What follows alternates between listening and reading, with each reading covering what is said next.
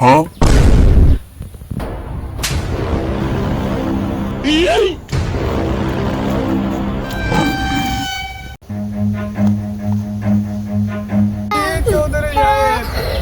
Please আপনি আমার মায়াকে নিয়েন না। আমি দরকার হলে তাকে ভ্যান চালিয়ে তাকে আমি ভরণ পোষণ করব।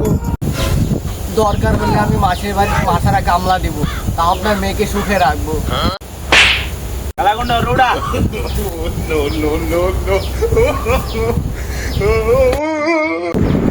এটা দেখে মনে হচ্ছে আমার মেয়েকে তুই অনেক ভালোবাসিস। আমার মেয়ের জন্য তুই কি করতে পারবি? হ্যাঁ, আপনার মেয়ের জন্য আমি জীবন দিতে রাজি আছি।